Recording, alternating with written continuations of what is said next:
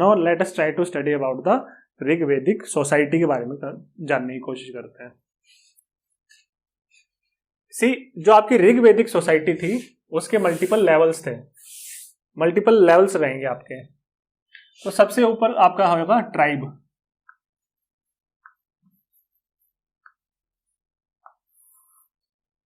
ठीक है। तो ट्राइब जो होगा वो आपका डिवाइडेड होगा मल्टीपल क्लैंस में। These are clans.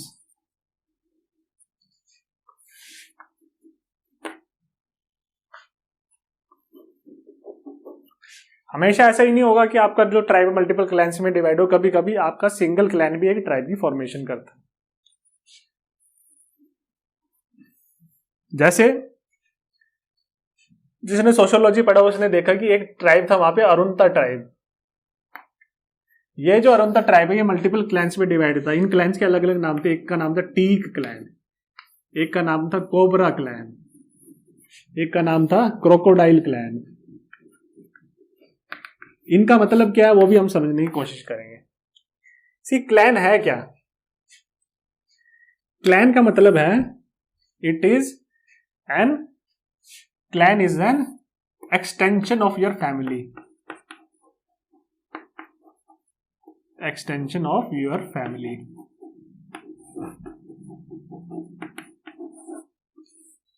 ठीक है। तो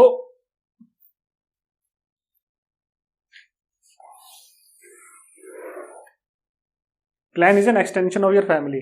जब फैमिली को, जो बिग एक्सटेंडेड फैमिली होगी, फैमिली का एक्सटेंशन करेंगे आप, मल्टीपल रिलेशंस बनाएंगे, तो उसको क्लैन बोलेंगे। That is they belong to the same clan. जैसे हम देखेंगे कि जो फैमिली ट्री है, लेट अस सी, ये 3 लोग आए,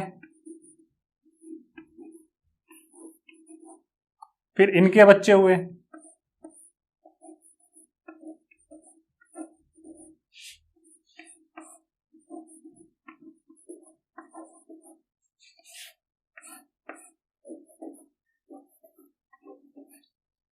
ठीक है, फिर इनकी जनरेशन आगे कंटिन्यू करेगी, ये आपका आगे एक्सटेंशन होगा। ठीक है। तो ये हो गए ब्रदर्स। लेट अस, ये आपके हो गए ग्रैंड सन्स या ग्रैंड डॉटर्स। ठीक है। ये आपके फादर हो गए, यहां पे आपके दादाजी आ गए। ठीक है। ये आपके चाचा जी, ताऊ जी हो गए। ठीक है। तो ये आपकी एक बिग एक्सटेंडेड फैमिली हो गई, बिग एक्सटेंडेड फैमिली होगी। तो ये जो है बिग एक्सटेंडेड फैमिली, ये क्लैन को भी रिप्रेजेंट करता है। ठीक है, अंडरस्टूड। क्लैन का मतलब ये है कि ये जो मेंबर्स हैं, ये जो मेंबर्स हैं, दे शेयर सेम लिनिएज और डिसेंट। मतलब उनके बीच में ब्लड रिलेशंस है, उनका जो डिसेंट आया, जो लिनिएज बन रही है, वो आपका क्लैन को रिप्रेजेंट करेगा। सेम लिनिएज जो शेयर करेंगे। I hope this is understood. अब इसमें क्या होगा, अलग अलग टाइप के क्लैंस होंगे ग्रुप ट्राइब में। जैसे हम देखेंगे कि जो कौरवास थे और पांडवास, दीज वर ब्रदर्स थे। कौरवास के जो फादर थे, ठीक है, और पांडवास के फादर थे Pandu, Dhritarashtra, these were brothers. फिर इनके फिर आगे एक्सटेंशन रही होगी। तो ये जो है आपके, ये कौन से क्लैन को बिलोंग करते हैं? They belong to the Chandravanshi clan. Chandravanshi, Chandravanshi का मतलब क्या हुआ? सी, चंद्रवंशी आया 2 वर्ड से, एक आया चंद्र, एक आया वंशी। मतलब दे आर द डिसेंडेंट्स। वो किनका वंश है? वो है आपका मून से आए हैं। तो जो मून है, सी एक्चुअल में तो मून से तो आ नहीं सकते। मून, अगर हम कॉमन सेंस अप्लाई करते हैं, रियलिस्टिकली साइंटिफिकली देते हैं, तो a man can not be a descendant of a heavenly body, moon is a heavenly body. तो ये मतलब नहीं रखता कि वो एक्चुअल साइंटिफिकली ट्रू है या नहीं, मतलब ये रखता है कि whether these members of the, whether the members of the clan, whether the members of this big extended family, whether they believe it or not, तो उनका बिलीफ मैटर करता है। ठीक है, ये जो एंसेस्टर है आपका जहां से डिसेंडेंट हुआ, ये रियल भी हो सकता है या फिर ये मिथिकल भी हो सकता है। तो यहां पे क्या है, this is a mythical ancestor, but they believe that ये आप उनका ancestor, they are the descendants of the Chandra, they are descendants of the moon. ऐसे एक दूसरा क्लैन होगा आपका सूर्यवंशी। सूर्यवंशी मतलब जिनका वंशज आपका आया सूर्य से, they are the descendants of the sun. तो सिमिलरली अरुणता ट्राइब जो है, इसमें भी मल्टीपल क्लैन थे, एक था टीक क्लैन, एक था कोबरा क्लैन, एक था क्रोकोडाइल। तो इसका मतलब क्या है, ये मेंबर्स बिलीव करते थे कि वो उनका जो मिथिकल एंसेस्टर रहा है वो कोबरा रहा है, they are the descendants of the cobra. तो क्रोकोडाइल क्लैन वाले बोलते थे कि we are descendants of the crocodile. ठीक है, तो ये वेरियस प्रैक्टिसेस थे। तो सबसे ऊपर होगा आपका ट्राइब, सेकंड आप पे आएगा क्लैन, क्लैन के नीचे क्या आएगा आपका, क्लैन के नीचे आपकी आएगी ज्वाइंट फैमिली, बिग फैमिली। अगर ज्वाइंट फैमिली के ऊपर आ गया बिग एक्सटेंडेड फैमिली, और ज्वाइंट फैमिली के नीचे आएगा आपका न्यूक्लियर फैमिली। तो ये आपके मल्टीपल लेवल्स हैं सोसाइटी के। तो सोसाइटी का मतलब ही क्या होता है, सोसाइटी का मतलब होता है कि ये जो सोसाइटी मतलब कि जो इंडिविजुअल्स हैं, ये see this is our tribal group, ये जो आपके इंडिविजुअल्स हैं,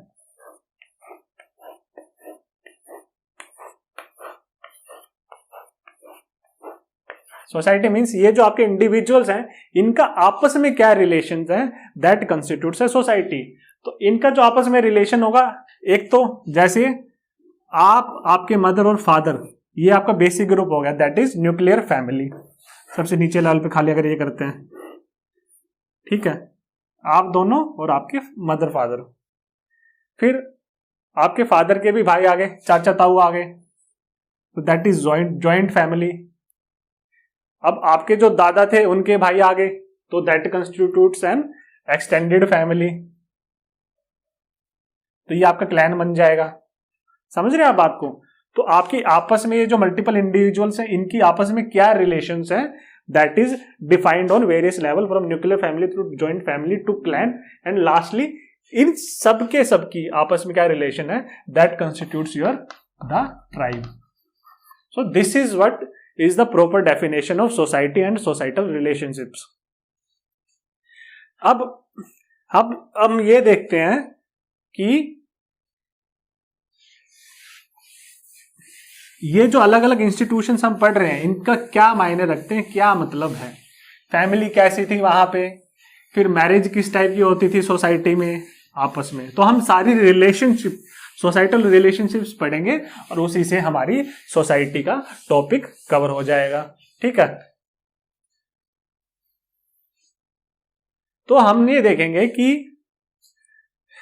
ऋग्वेदा में जो वॉरफेयर का मेंशन है, उससे ये पता चलता है कि अगर दोनों मेंबर्स के, दोनों जो ट्राइबल ग्रुप्स हैं जो आपस में एक दूसरे के साथ वार कर रहे हैं, दोनों के टोटल फाइटिंग मेंबर्स देख लेते हैं तो टोटल 21 होंगे।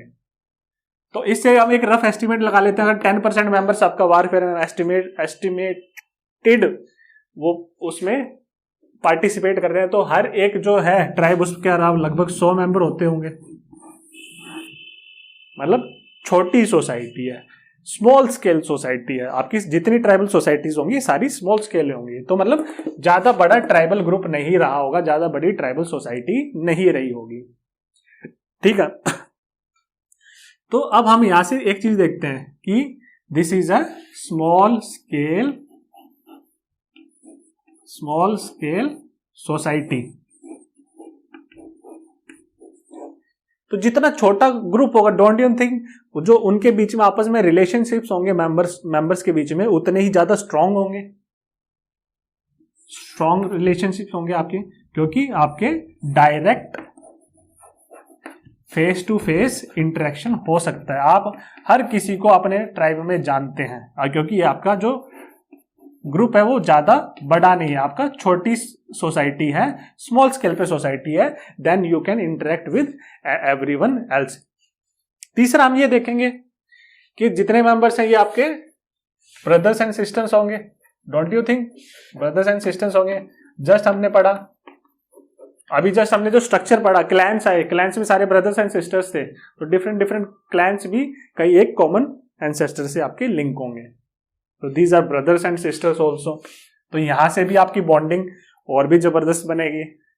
लास्टली हम देखेंगे कि दिस सोसाइटी, ये जो ग्रुप था, ये जो जितना जितना ग्रुप था, ये साथ के साथ आपका मूव करता जा रहा है, और उतनी उस टाइम पे इतनी टफ आपकी जो थी लिविंग थी, आपका बेसिक आपको खाली सर्वाइवल के लिए लिव करना पड़ता था, तो सर्वाइवल था।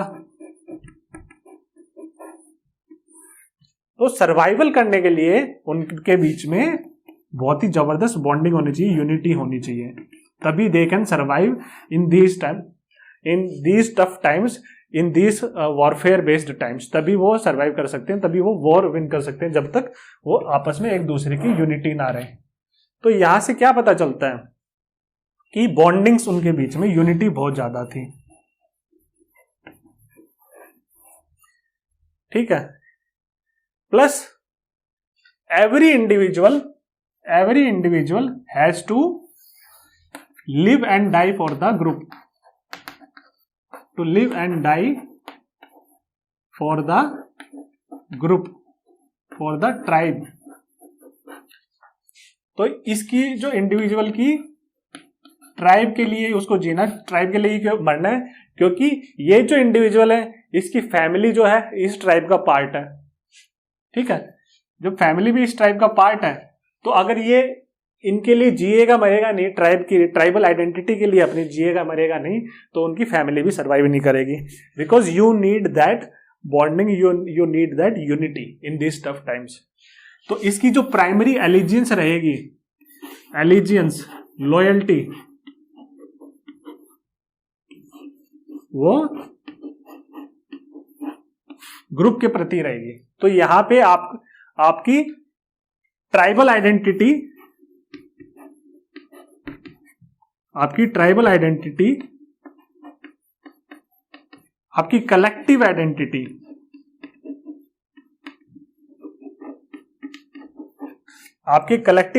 आपका कलेक्टिव इंटरेस्ट ज्यादा मैटर करता है आपके इंडिविजुअल इंटरेस्ट से। इंडिविजुअल आइडेंटिटी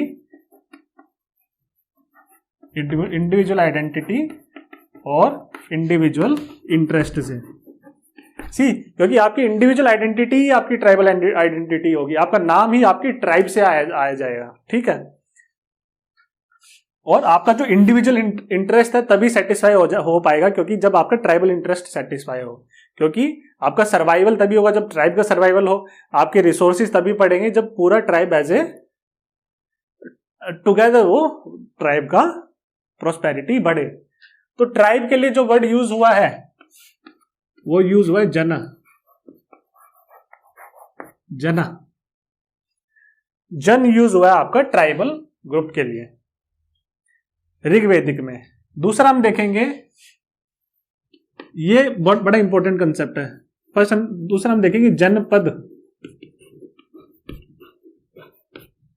जन जो वर्ड हुआ है, ये जिसका मतलब है ट्राइब, ये मल्टीपल टाइम्स यूज हुआ है आपका। जबकि जो जनपद है, मतलब जब आपके जन ने अपने पद रख दिए हो, जब आपके ट्राइबल लोगों ने, जब आपके ट्राइबल जो जन थे, उन्होंने जब अपने फुट एक जगह गड़ा दिए हो, मतलब they settled down, it means they constituted a territory.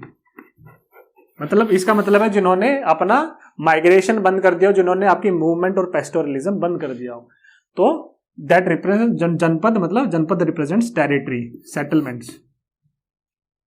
तो जो ऋग्वेदा में वर्ड यूज हुआ, खाली जन का यूज हुआ है, जनपद का यूज एक बार भी नहीं हुआ, क्योंकि आपकी जो सेटलमेंट और एग्रीकल्चर की प्रैक्टिस अभी तक स्टार्ट नहीं हुई, तो इसलिए जन का यूज हुआ है, दैट इज जन, ट्राइब।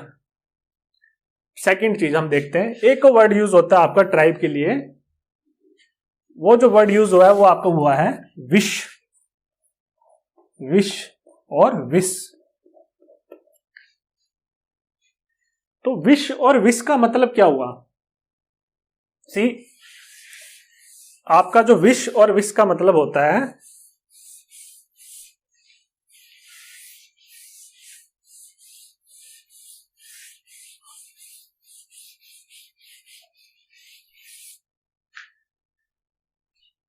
विश और wish represents tribal masses, tribal masses, ठीक है।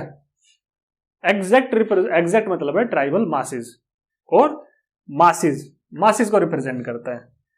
तो हमने देखा जो, लेकिन हमने बोला कि जो विश वो जो वर्ड है वो आपका ट्राइब के लिए भी यूज हुआ है, मतलब ट्राइब इज इक्विवेलेंट टू विश। हमने देखा जन भी यूज हुआ था और विश भी यूज हो रहा है। ऐसे क्यों है? जबकि विश का मतलब तो ट्राइबल मासेस है। सी, जो पॉपुलेशन है वो आपकी दो डिवाइडेड होती है, एक होते हैं elites, that is the ruling class, और एक होते हैं मासेस। हमने ऑलरेडी देख चुके हैं कि जो ट्राइबल सोसाइटी थी आपका इगैलिटेरियन सोसाइटी है, जहां पे अभी भी क्लास सिस्टम का ओरिजिन नहीं हुआ है। आपका क्लास सिस्टम का ओरिजिन नहीं हुआ है आपका ऋग्वेदिक सोसाइटी में। It is a tribal egalitarian society. तो मतलब यहां पे क्या है, आपका इलीट्स नहीं होंगे, टोटल पॉपुलेशन में आपके इलीट्स नहीं होंगे। तो जो आपके मासेस ही हैं वो आपकी पूरी की पूरी पॉपुलेशन को, आपको पूरे की पूरी पॉपुलेशन को रिप्रेजेंट करेंगे। तो आपके जो पूरे के पूरे मासेस आपके पूरे ट्राइब को ही रिप्रेजेंट करेंगे। तो इसलिए यहां पे ट्राइब इज इक्विवेलेंट टू विश और विश। हम लेटर ऑन देखेंगे कि जैसे जैसे वारफेयर आगे बढ़ता जाएगा ऋग्वेदिक सोसाइटी में, तो जो प्रीस्ट और जो किंग्स हैं वो रिसोर्सेज जो आपके डिफीटिंग ट्राइब्स हैं उनकी जो बूटी है वो उस पे अपना मोनोपोलाइज करने लगे, उन रिसोर्सेज पे हक जमाने लग जाएंगे। तो जो डिस्ट्रीब्यूशन ऑफ रिसोर्सेज होगा, जो डिस्ट्रीब्यूशन ऑफ बूटी होगा, ये आपका पक्ष में होगा प्रीस्ट के और किंग्स के बीच में। तो ये है उस टाइम पे जैसे जैसे आपकी ऋग्वेदिक सोसाइटी खत्म होने की आएगी, they will become elites. Rigvedic society के एंड तक they will become elites, because वो ज्यादा जो बूटी है अपने लिए रिजर्व रखने लग जाएंगे। जबकि मासेस, जो ट्राइबल मासेस को उतनी बूटी मिलेगी नहीं, उतनी वेल्थ कैपिटल जो आपकी कैटल वेल्थ आपने एक्वायर की वो नहीं मिलेगी मासेस को। तो ये जो मासेस है विश, तो यहां से आपका प्रीस्ट हो गया ब्राह्मण, किंग हो गया आपका क्षत्रिय। तो बाकी ये जो विश है ये दे वर द एक्चुअल प्रोड्यूसर, यही तो प्रोड्यूस करेंगे, बिकॉज ऊपर वाली क्लास तो आपकी प्रोडक्शन में इन्वॉल्व है ही नहीं, यही आपकी मेन इकोनॉमी प्रैक्टिस करेंगे। तो विश से आपका वर्ड आएगा वैश्य, वैश्य। तो तीसरी क्लास है जो है आपकी, तीसरा जो वर्ड है आपका विश और विश वर्ड से आया है।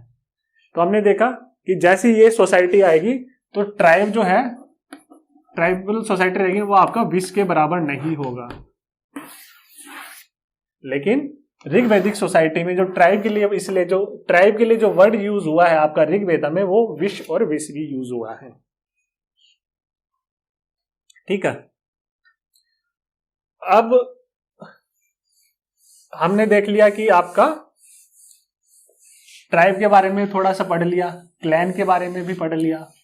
Now let us try to study the next lower level, that is we will try to study the family. Family कैसी थी वहां पे, फैमिली सिस्टम कैसा रहा।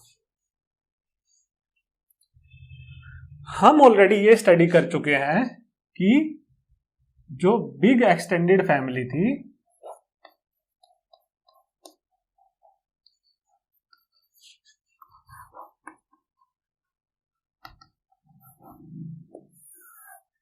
ठीक है, इसको लीड करता था उनका पैट्रियार्क। ये जो बिग एक्सटेंडेड फैमिली है आपकी, पैट्रियार्क है, ये इसको ग्रामिडी भी बोलते हैं आपका। ये जो फाइटिंग यूनिट होगी इसको ग्रामिडी बोला गया। तो जो फैमिली के लिए जो वर्ड यूज हुआ है, सी दो वर्ड यूज हुए आपका ऋग्वेदा में फैमिली के लिए। एक तो हो गया कुल, कुला। तो ये जो पैट्रियार्क है इसको हम बोलेंगे कुलप्पा। पैट्रियार्क का दूसरा नाम क्या होगा? कुलप्पा या कुलपति। कुलपति तो कुल का मतलब फैमिली, पति मतलब lord, lord of the family, the head of the family, the patriarch, the male patriarch. दूसरा जो वर्ड यूज हुआ है एक्सटेंडेड आपकी फैमिली के लिए वो यूज हुआ है ग्रह। ग्रह वर्ड यूज हुआ है। तो सबसे ज्यादा जो यूज हुआ है वो यूज हुआ ग्रह, और कुल का वर्ड यूज हुआ लिमिटेड यूज है। ये बहुत ही रेयरली यूज किया ऋग्वेदा में। This term is used rarely, whereas this term is used most often.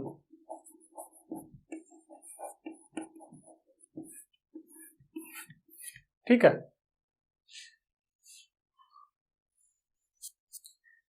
तो इसका मतलब क्या होता है? गृह का तो मतलब हम ये भी देखें, गृह मतलब house hold.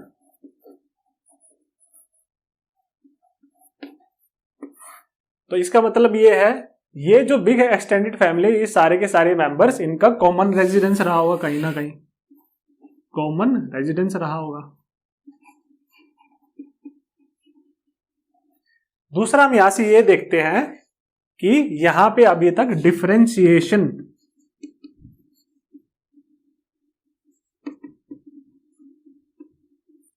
Differentiation of relationships नहीं हुआ है। सी, आप जो है चाचा, ताऊ और आपके भतीजा, भतीजी, भांजा, भांजी आप तभी बांट सकते हैं जब फैमिली अलग अलग पार्ट्स में टूट गई हो, बड़ी फैमिली अलग अलग पार्ट्स में टूट गई हो। जैसी बिग फैमिली अलग अलग पार्ट्स में टूटती है, आपके चाचा अलग रह रहे हैं, आपके ताऊ जी अलग रह रहे हैं, दूसरे चाचा अलग रह रहे हैं, ठीक है। जैसे ही अलग रहने लग गए, इसका मतलब उनका सेपरेट रेजिडेंस हुआ, उनका कॉमन रेजिडेंस नहीं हुआ। यहाँ तो हमने देखा कि common house hold common residence है। तो जैसे ही सेपरेट रेजिडेंस हुआ तो आपसे उनका सेपरेशन हो गया, तो आप उनको आइडेंटिफाई करने के लिए एक सेपरेट आइडेंटिटी देंगे या नहीं देंगे?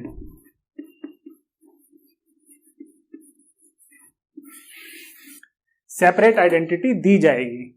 लेकिन उस टाइम पे जैसे हम करंटली इंग्लिश में देखते हैं कि आपके चाचा और ताऊ का मेंशन नहीं होता, वहां पे अंकल का यूज होता है। तो वहां पे डिफरेंशिएशन अभी तक नहीं हुआ है। तो आपका जब तक सेपरेट आइडेंटिटी नहीं होगी, जब तक आप कॉमन हाउस होल्ड के पार्ट हो, तो आपका जो रिलेशनशिप्स है और जो जैसे उनको एड्रेस कर रहे हैं एक दूसरे को, वो भी डिफरेंशिएटेड नहीं होगी। आपके लिए आपके जितने चाचा, ताऊ जो भी है, वो सारे आपके लिए अंकल्स होंगे, क्योंकि they live in the common household. तो कॉमन हाउस होल्ड में लिव कर रहे हैं, तो you don't have to address them differently. ऐसे ही आप ऐसे अलग अलग भतीजे और इन सबको अलग अलग रिप्रेजेंटेशन नहीं होगा, बस एक ही यूज होगा, नेफ्यू यूज हो जाएगा वर्ड। ऐसा नहीं होगा चाचा का लड़का, ताऊ का लड़का। तो ये रिप्रेजेंट करता है, बिकॉज वो तो साथ में ही रह रहे, कॉमन रेजिडेंस है। सो जो नीड है रिलेशनशिप में डिफरेंशिएशन करने की, डिफरेंस लाने की, दैट हैज नॉट अराइज। इसलिए जो उनका जो एड्रेस करना है साथ में जो रिलेशनशिप्स का, वो इसलिए वहां पे कॉमनली एड्रेस किया गया है। तो there is no differentiation of relationships, this is important. तो हमने देखा कि ये जो ग्रह है ये साथ में रहती थी, बिग एक्सटेंडेड फैमिली। तो यहां से एक इंपॉर्टेंट कंसेप्ट और आता है कि ये साथ में रहती थी, तो इनकी जो गाय हैं वो एक साथ बांधी जाती थी। और जिस एरिया में जहां पे ये जो आपकी गाय बांधी जाती थी, इसको बोलते थे गोत्र, that is cow pen. The area in which the cattle belonging to this big extended family is kept. तो गोत्र का क्या मतलब होता है कि जो सेम गोत्र के लोग हैं, they are brothers and sisters, they are brothers and sisters. इसलिए हिंदू धर्म में अभी आपकी जब शादी होती है तो आपके गोत्र मैच किए जाते हैं। अगर आपके गोत्र सेम होगा तो आप एक दूसरे से शादी नहीं कर सकते, बिकॉज आपका डिसेंडेंट सेम है, you are brothers and sisters. तो इसलिए ये जो गोत्र वर्ड भी यहां से आया, काउपन से। ठीक है,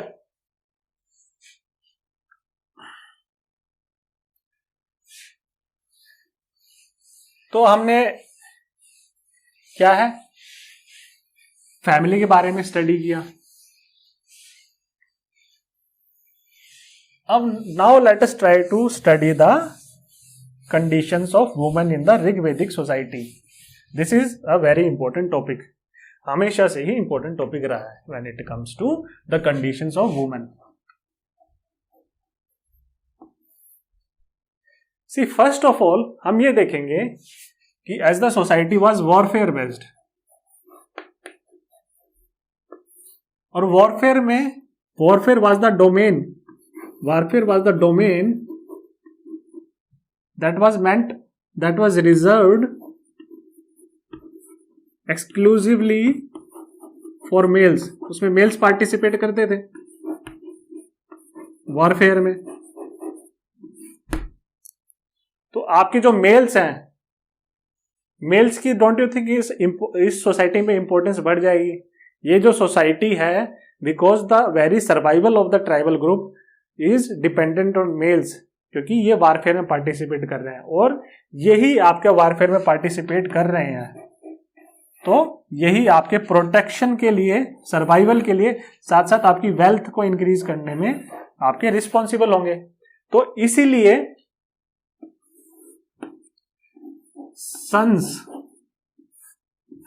सन्स की कामना की जाती थी, जो आपका जो गॉड से प्रेयर्स की जाती थी by the family, that was for gifting sons, क्योंकि ये जो सन्स, जो ब्रेव सन्स होंगे, that will ensure our protection as well as prosperity of our tribal group. तो इसलिए सन्स की, तो कहीं ना कहीं डॉटर्स होगी निगलेक्टेड।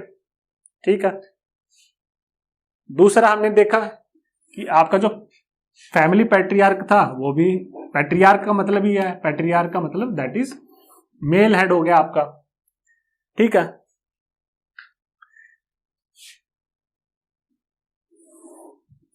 ठीक। तीसरा हम ये देखेंगे कि यहां से हम एक चीज तो डिड्यूस कर सकते हैं कि ये जो सोसाइटी होगी ये मेल डोमिनेटेड होगी, because you're two preserves of war and politics, इसमें मेल्स ही हैं ज्यादातर। हम देखेंगे पॉलिटिक्स में फीमेल भी आएंगे, let us try to study that. तो वुमेन जो थे, हम यहां कर सकते हैं, कहीं ना कहीं कह सकते हैं, उनको एक सबऑर्डिनेट स्टेटस दिया गया है, सबऑर्डिनेट स्टेटस दिया गया एज कंपेयर टू मैन।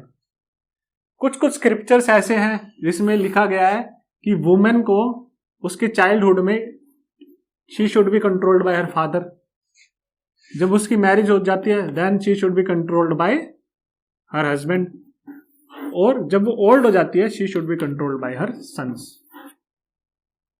ठीक है, तो कहीं ना कहीं हम यहां से ये तो देख सकते हैं कि वुमेन का कहीं ना कहीं सबऑर्डिनेट स्टेटस रहा है। लेकिन कंडीशंस, जब हम कंपैरेटिव स्टडीज करते हैं, कंपैरेटिव दूसरे सोसाइटी स्टडी करते हैं, तो कंपैरेटिव स्टडीज में हम ये देखते हैं comparatively the conditions of women were far better in the Rigvedic society. काफी बेटर कंडीशंस थी आपकी ऋग्वेदिक सोसाइटी में। ऐसा क्यों है? इसके पीछे 4-5 रीजंस हैं। उन रीजंस को जानने की कोशिश करते हैं, क्या क्या रीजंस हैं। सबसे पहले हमने जस्ट अभी ऋग्वेदिक पॉलिटी में पढ़ा कि जो वुमेन है, women also participated into the politics of the society. Polity में आपका पार्टिसिपेट करते थे women, they were not just represented to their household, खाली डोमेस्टिक हाउस होल्ड पे ही नहीं। तो हमने देखा कि सभा जिसमें प्रोमिनेंट लीडर्स पार्टिसिपेट करते थे, उसमें वुमेन भी पार्टिसिपेट करती थी। साथ साथ हमने देखा विधाता जो अलग असेंबली थी, इसमें भी वुमेन पार्टिसिपेट करती थी, कलेक्टिव वर्शिप में भी। तो ये जो पॉलिटिक्स और religion was also extended to women. This domain was also extended to women. That was not only just limited to men. तो यहां से क्या है, यहां से हमें पॉलिटिक्स में भी एंट्री दिख रही है और रिलीजन में भी आपका कहीं ना कहीं एंट्री दिख रही है वुमेन की। तो दूसरा हम देखते हैं,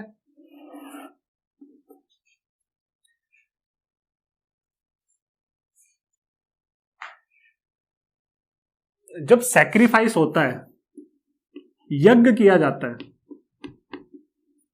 यज्ञ जब किया जाता था ऋग्वैदिक टाइम्स में, तो हस्बैंड जब डोमेस्टिक सैक्रिफाइस होगी, डोमेस्टिक हाउस होल्ड जब वो यज्ञ करेगा, तो हस्बैंड के साथ साथ वाइफ की उपस्थिति होना बहुत जरूरी होता था। बिना वाइफ के आपका यज्ञ सक्सेसफुल नहीं हो सकता। तो यहां से आपकी वाइफ की भी इंपॉर्टेंस कहीं ना कहीं पता चलती है। सी, इसके लिए एग्जाम्पल है, जब लॉर्ड रामा जो थे, लॉर्ड राम भगवान आपके जब अश्वमेध यज्ञ कर रहे थे, अश्वमेध यज्ञ कर रहे थे। अश्वमेध यज्ञ क्या है ये हम लेटर वैदिक सोसाइटी में पढ़ेंगे। अश्वमेध यज्ञ कर रहे थे तो उस टाइम पे आपकी सीता माँ को बैनिश कर दिया गया टू द फॉरेस्ट। तो वो अपने जो बेटे थे लव कुश उनके साथ रह रही थी, तो कहीं ना कहीं जो सीता माँ थी एब्सेंट थी। तो इस यज्ञ में आपकी सीता माँ की एक गोल्ड की इमेज बनाई गई, गोल्ड की प्रतिमा बनाई गई, जिसको राम जी के साथ बैठाया गया, तब जाके ये यज्ञ पूरा हुआ था। तो यहां से भी आपको देख सकते कि वुमेन को इंपॉर्टेंस दी जाती है। तीसरा हम देखेंगे जो ऋग्वेदा में काफी सारे जो वैदिक हिम्स हैं,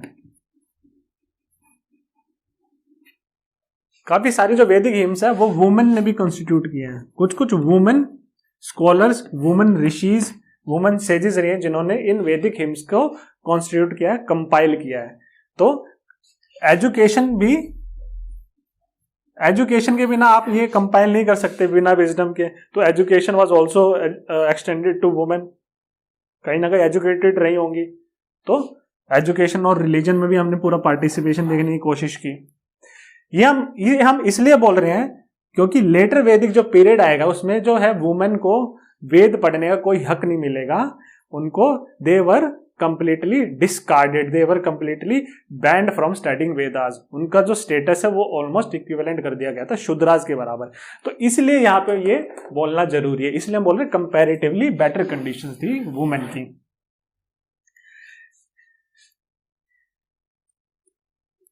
एक रीजन ये होगा वुमेन की बेटर कंडीशन होने का, उस टाइम पे क्या था कि हिंदू धर्म में क्या है कि जो बॉन्ड है मैन का और वुमेन का, ये बड़ा सैक्रेड बॉन्ड है। तो ये जन्मों जन्मों का आपका रिश्ता है, ठीक है। तो अगर हस्बैंड की डेथ हो जाती है तो फिर वुमेन कैसे रहेंगी? She will become a window. लेकिन जब बोला गया है जन्मों जन्मों का बंधन है, तो मतलब किसी दूसरे मेल को अकंपनी नहीं कर सकती हैं, ठीक है। तो एक जो बाद में ये जो प्रैक्टिस आई सती की जो प्रैक्टिस आई, ये बाद में डिजनरेशन हुआ हिंदू सोसाइटी का। ऋग्वैदिक सोसाइटी काफी बेटर थी, वैदिक हिंदुइज्म काफी बेटर रहा। उस टाइम पे सती की प्रैक्टिस हुई।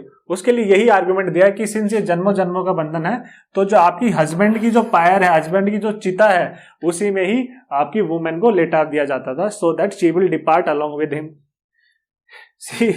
इस लॉजिक के हिसाब से अगर मान लो हस्बैंड मर जाए और वाइफ जिंदा रह जाए तो वाइफ को तो लेटा दिया जाता था पैर पे, लेकिन अगर वाइफ मर जाती है तो हस्बैंड को नहीं लेटाया जाता था। तो ये कहीं ना कहीं एक आउटडेटेड, एक डीजनरेट प्रैक्टिस थी जिसका कोई लॉजिक नहीं था। लॉजिक देने की कोशिश की लेकिन रिवर्स लॉजिक यहां से लगा नहीं। तो ये जो था वुमेन में यहां पे विडो रिमैरिज परमिटेड थी आपकी।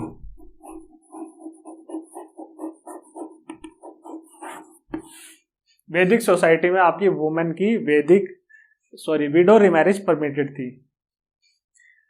तो आपके जो विडो के जो हस्बैंड अगर डिमाइज हो जाता था उनका, तो हस्बैंड के जो ब्रदर थे, हस्बैंड्स ब्रदर, उनकी रिस्पॉन्सिबिलिटी बन जाती थी ये जो विडो है उनसे शादी करना।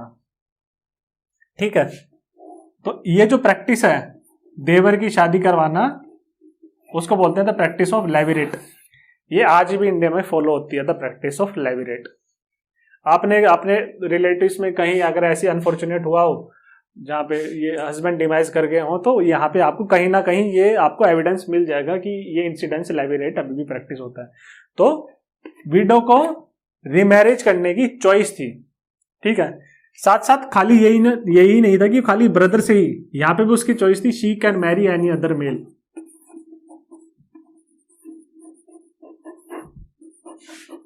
एनी अदर मेल, ना खाली ब्रदर, दूसरे और कहीं से भी शी कैन मैरी। तो यहां से भी वुमेन का कहीं ना कहीं स्टेटस बेटर रहा है, उसको चॉइस दी गई है। ठीक है, अब हम देखने की कोशिश करते हैं कि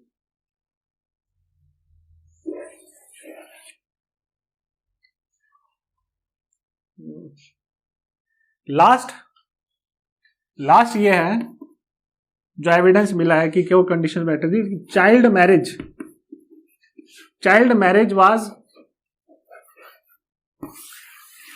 marriage was not prevalent in Rig वैदिक सोसाइटी पे। चाइल्ड मैरिज नहीं होती थी, आपकी मैरिजेबल एज अराउंड 16-17 थी। तो यहां से भी आपकी लड़कियों की ज्यादा जल्दी शादी नहीं की जाती थी। तो ये सारी कहीं ना कहीं फैक्टर्स डिपिक्ट करते हैं, जो कि रिप्रेजेंट करते हैं आपके कि जो वुमेन की comparatively better condition, better status रहा है आपका ऋग वैदिक सोसाइटी में।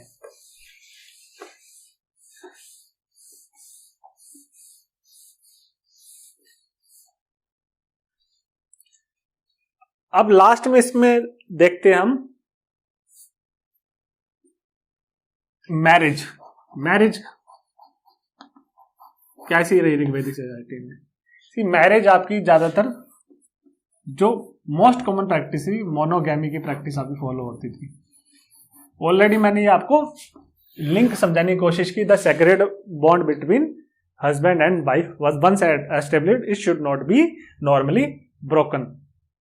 तो मोनोगैमी की प्रैक्टिस थी, लेकिन दिस इज अ नॉर्म, ये जनरली यही फॉलो होती थी। लेकिन आपकी कहीं ना कहीं और भी मैरिज प्रैक्टिसेस थी, जैसे आपकी पॉलीएंड्री।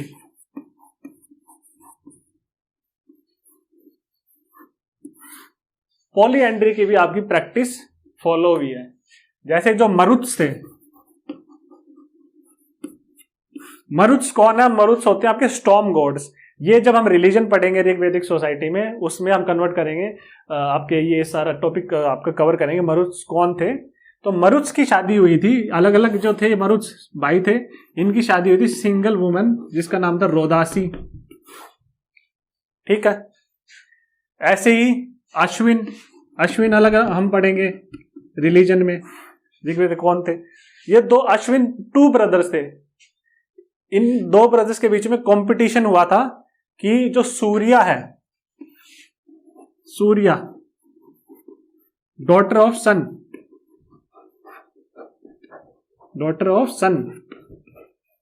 इससे किसकी मैरिज होगी? ये दोनों ट्विन ब्रदर्स थे, दोनों ही जीत गए थे, तो दे बोथ मैरिड सूर्या। तो पॉलीएंड्री की प्रैक्टिस फॉलो हो रही है। साथ साथ हम देखेंगे कि पॉलीगाइनी भी था, कि एक हस्बैंड मल्टीपल वाइफ्स की भी प्रैक्टिस थी। लेकिन ये जो था पॉलीगाइनी और पॉलीएंड्री जो थी, ये एक्सेप्शन थी। जो मोस्ट कॉमन जो था आपका, वो मोनोगमस मैरिज फॉलो की जाती थी।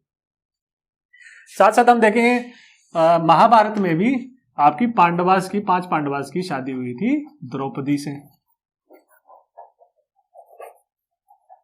लेकिन महाभारत जो आपका जो पॉइंट ऑफ टॉपिक है, वो आपका 1000 BC के आसपास की स्टोरी है, तो आपको हम लेटर वैदिक पीरियड में ज्यादा उसको देखने की कोशिश करेंगे। तो हमने मैरिज पढ़ा, फैमिली पढ़ा, ट्राइब पढ़ा, क्लैन पढ़ा, ठीक है। बेसिक सोसाइटी क्या थी, सोसाइटी का मायने क्या है, क्या मतलब रखता है, वो सब हमने जानने की कोशिश की। तो नेक्स्ट लेक्चर में we will cover caste, varna and religion of the Rigvedic society.